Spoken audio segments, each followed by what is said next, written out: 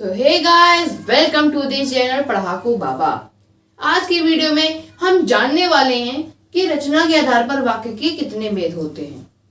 जैसा कि आप लोग जानते ही होंगे कि शब्दों के सार्थक मेल को हम वाक्य बोलते हैं, और जब शब्दों को हम व्याकरण के अनुसार, मतलब जो व्याकरणिक रूल होते, ग्रामेटिक रूल्स होते हैं, उनके हिसाब से जब हम उनको साथ में कंबाइन करते हैं, साथ में हम उनको मिलाते हैं, मेल करते हैं, तब जो उनका समूह बनता है, अगर उसका एक अर्थ निकल रहा है तो वो वाक्य कहलाता है।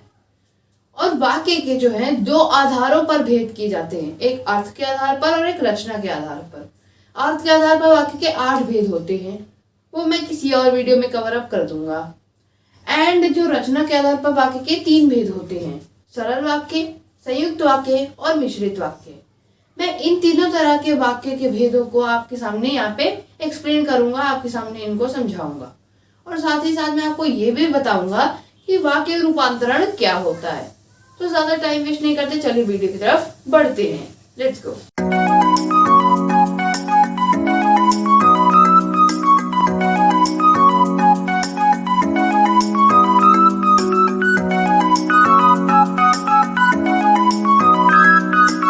सबसे पहले हम यहाँ पे लिख लेते हैं रचना के आधार पर वाक्य के भेद। सबसे पहला भेद मैंने आपको जैसे कि बताया है, होता है सरल वाक्य, दूसरा होता है संयुक्त वाक्य, और तीसरा होता है मिश्रित वाक्य।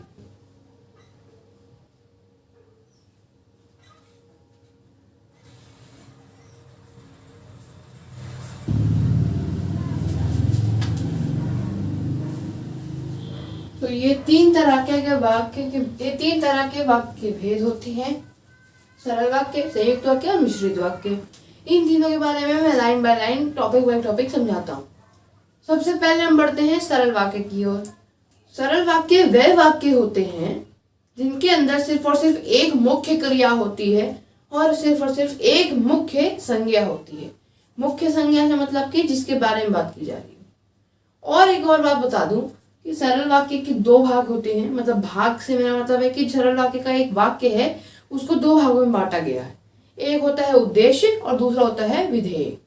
उद्देश्य वाक्य का वो पार्ट होता है, वो भाग होता है जिसके बारे में बात की जा रही हो, जिसे इंग्लिश में हम सब्जेक्ट भी बोलते हैं।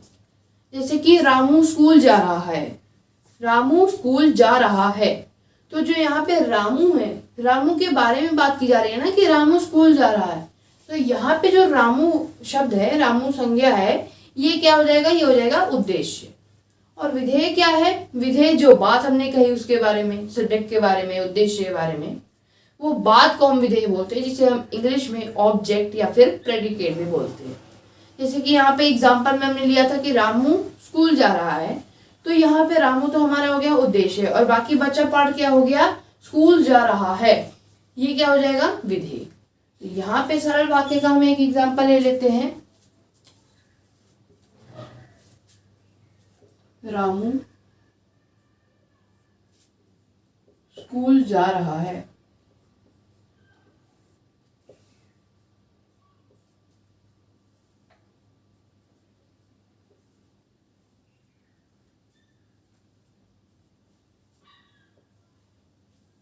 तो यहाँ पे जैसे आप देख सकते हैं, मैंने लिख दिया रामू स्कूल जा रहा है।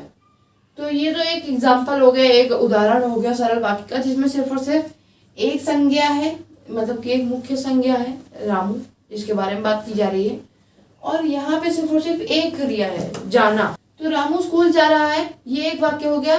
दूसरा वाक्य का एग्जाम्पल ले सकते हैं हम, सुमित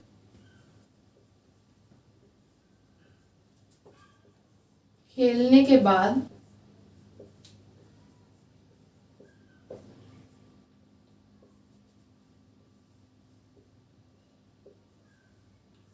बाद भोजन करेगा।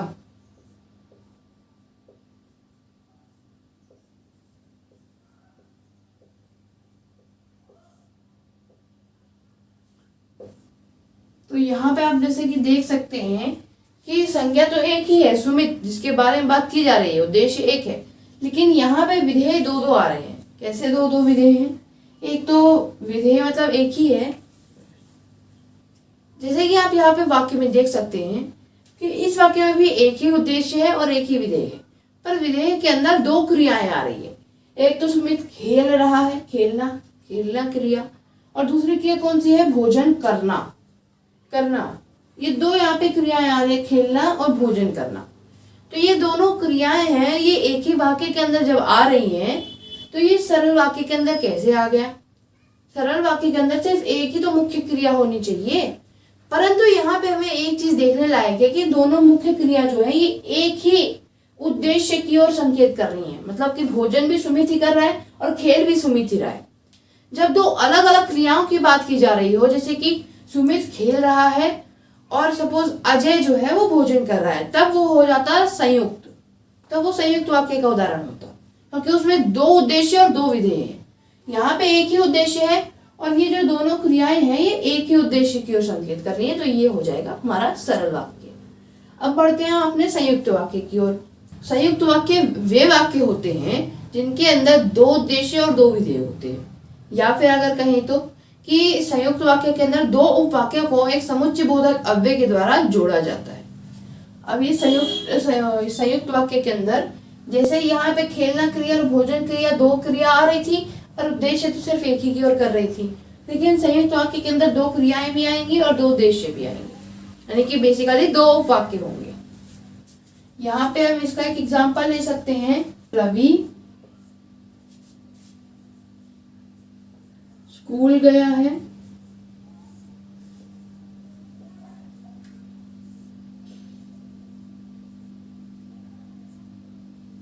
और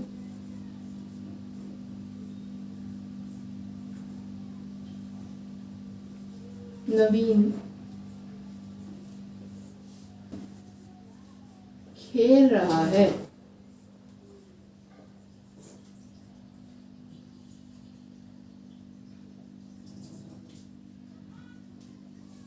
अब जैसे कि यहाँ पे आप देख सकते हैं कि संयुक्त वाक्य के अंदर और समुच्चय बोधक अव्यय का इस्तेमाल किया गया, प्रयोग किया गया है। तो ये जो और समुच्चय बोधक है ये यहाँ पे दो उपवाक्य को जोड़ने का काम कर रहा है। अब जैसे कि आप देख सकते हैं कि और के पहले एक उपवाक्य है रवि स्कूल गया है, और के बाद एक उपवाक्य है नवीन खेल रहा है।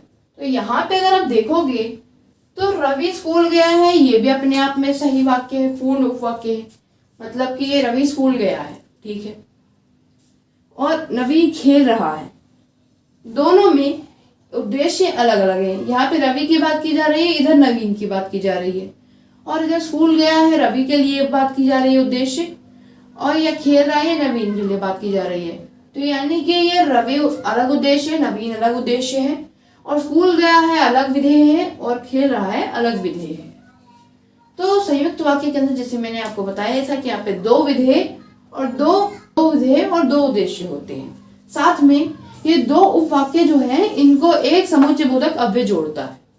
एक और चीज मैं आपको बताना चाहूंगा कि संयुक्त वाक्य के अंदर जो ये समुच्चय बोधक अव्यय दोनों उपवाक्यों को जोड़ रहा है, ये दोनों उपवाक्य आपस में प्रधान होते हैं। मतलब कि ये अप्रधान वाक्य नहीं है। क्यों? क्योंकि रवि स्कूल गया है और नवीन खेल रहा है, ये अपने आप में इनका पूर्ण अर्थ निकल रहा है कि रवि जो है स्कूल गया हुआ है, ठीक है, और नवीन खेल रहा है, सही है। मतलब दोनों पूर्ण उपवाक्य हैं, मतलब इन्हें किसी की जरूरत नहीं है। अब बढ़ते हैं अपने संयुक्त वाक्य के दूसरे उदाहरण पर। पेड़ से फल गिरते हैं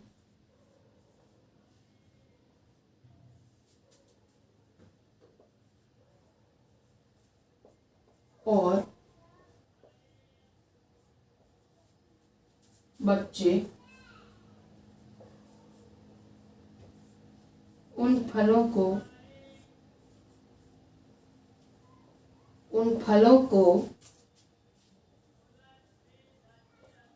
खा लेते हैं।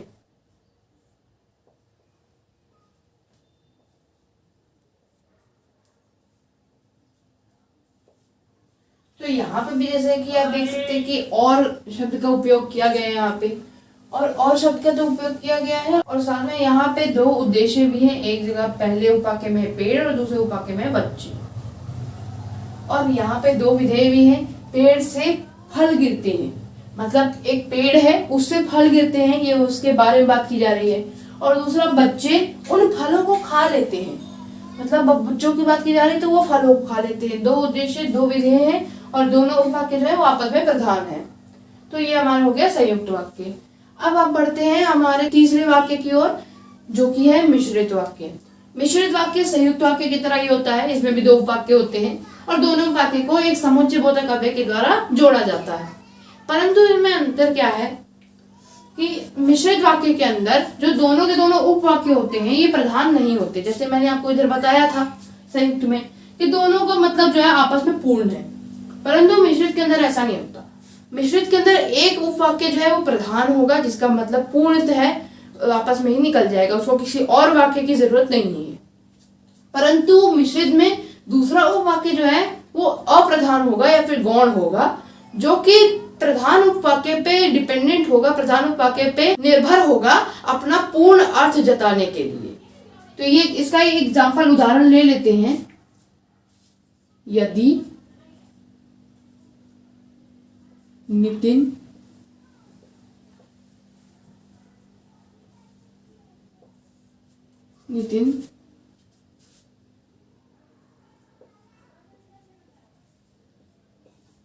अच्छे से पढ़ता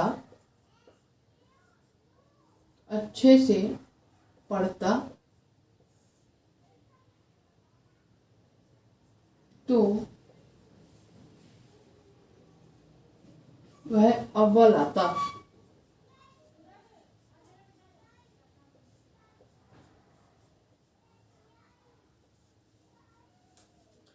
तो यहाँ पे भी जैसे आप देख सकते हैं कि दो उपवाक्य हैं और समुच्चय बोधक अव्यय का प्रयोग किया गया है। यहाँ पे समुच्चय बोधक अव्यय है यदि और तो, मतलब ये दोनों एक ही साथ प्रयोग किए जाते हैं, यदि और तो यहाँ पे अगर यदि और तो को हटा के अगर हम देखें दोनों उपवाक्यों की ओर, तो आपको अपने आप में समझ आ जाएगा कि कौन सा प्रधान है और कौन सा अप्रधान है। तो यहाँ पे जैसे कि आप देख सकते हैं कि नितिन अच्छे से पढ़ता, नितिन अच्छे से पढ़ता, फिर नितिन अच्छे से पढ़ाई करता, ये दोनों ये जो है क्या हो जाएगा, पहला उपवाक्य है। इस उपवाक्य में अगर आप देखोगे तो नितिन अच्छे से पढ़ता तो क्या होता, कई सारे से सवाल उठ सकते हैं। नितिन अच्छे से कैसे पढ़ता, क्यों पढ़ता, और नितिन अच्छे से पढ़ता तो क्या हो जाता। सबसे मुख्य चीज कि नितिन अच्छे से पढ़ता, अगर नितिन अच्छे से पढ़ता है तो क्या हो जाता, मतलब कि पास होता, अव्वल आता, या फिर कुछ अच्छा नहीं प्रदर्शन होता तब भी कैसा, उसका सवाल का उत्तर कई सारे निकल सकते हैं। परंतु अगर हम ये दूसरा उपवाक्य जो है वह अव्वल आता है, इसको अगर जोड़ दें तो बन जाएगा कि नितिन अच्छे से पढ़ता तब वह अव्वल आ जाता, मतलब कि इसका उत्तर मिल गया। तो यहाँ पे अगर आप देखोगे तो दूसरा उपवाक्य है वह अव्वल आता, वह अव्वल आता, कौन अव्वल आता, इससे एक ये सवाल उठ जा रहा है। परंतु यहाँ पे मिश्रित उपवाक्यों के अंदर जो संज्ञा, मुख्य संज्ञा है, मुख्य उद्देश्य जिसके बारे में बात की जा रही है, उसको दो बार उपयोग नहीं किया गया। ये वह है, ये नितिन की ओर तो संकेत कर रहा है, बस यहाँ पे हमने सर्वनाम का उपयोग कर दिया बस। तो वह अव्वल आता में अगर नितिन अव्वल आता लिख दे, बिकॉज वह जो है वो नितिन की ओर संकेत कर रहा है, तो नितिन अव्वल आता ये एक पूर्ण उपवाक्य है, ये प्रधान हो जाएगा नितिन अव्वल आता। नितिन अव्वल आ जाता, ठीक है, नॉर्मल वाक्य है। परंतु नितिन अच्छे से पढ़ता तो इससे कई सवाल उठ सकते हैं कि पढ़ता तो क्या हो जाता। तो इसके अंदर मिश्रित उपवाक्य के अंदर जैसे कि आप देख पा रहे हैं कि एक उपवाक्य जो है वो प्रधान है, उसको किसी और उपवाक्य की जरूरत नहीं है अपना अर्थ जताने के लिए, परंतु जो दूसरा उपवाक्य है उसको जरूरत है प्रधान उपवाक्य की अपना पूर्ण अर्थ जताने की। यहाँ पे तो आपने देख लिए तीनों तरह के वाक्य के भेद रचना के आधार पर। अब मैं आपको बताता हूँ कि वाक्य रूपांतरण क्या होता है। वाक्य रूपांतरण मतलब कि रूपांतरण यानी कि रूप का बदलाव। जब हम एक तरह के वाक्य को, मतलब सरल, संयुक्त, मिश्रित, इन तीनों में से किसी भी वाक्य को दूसरे तरह के वाक्य में परिवर्तित कर देते हैं तो वह वाक्य का रूपांतरण कहलाता है। जैसे कि अगर यहाँ पे सरल वाक्य में रामू स्कूल जा रहा है, इसको अगर हम संयुक्त में चेंज कर दें तो क्या हो जाएगा, ये हो जाएगा वाक्य रूपांतरण। हम यहाँ पे एक एग्जाम्पल भी ले लेते हैं कि सुमित खेलने के बाद भोजन करेगा, ये तो हो जाएगा सरल। और अगर हम इसको संयुक्त में परिवर्तित करना चाहें तो क्या हो जाएगा, सुमित खेलेगा और बाद में भोजन करेगा। यहाँ पे और शब्द का उपयोग हो गया। तो यहाँ पे जैसे कि लिख देता हूं मैं नीचे, सुमित खेलेगा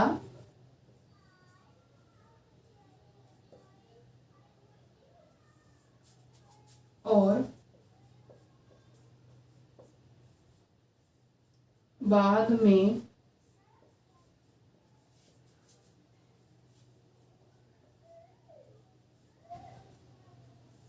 भोजन करेगा।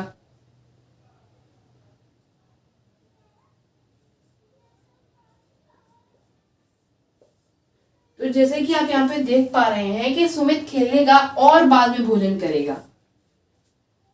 तो यहाँ पे जब हमने और शब्द का उपयोग कर दिया तो यहाँ पे ये जो दोनों उपवाक्य हैं ये क्या हो गए, प्रधान हो गए, और ये जो है संयुक्त वाक्य का उदाहरण बन गया। तो हमने जैसे कि एक सरल वाक्य को संयुक्त वाक्य में परिवर्तित कर दिया, ये क्या हो जाएगा, वाक्य रूपांतरण। तो इस वीडियो में बस इतना ही।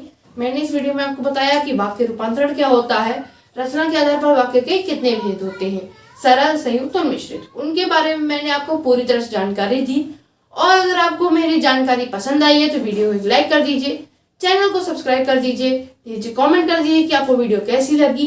कमेंट कर दीजिए कि आपको नेक्स्ट कौन सी वीडियो चाहिए, मैं आपके कमेंट पे वीडियो ले आऊंगा। And don't forget to press the bell icon so that आपको मेरी न्यू वीडियोस की नोटिफिकेशन मिलती रहे। So that's all for today, thanks for watching.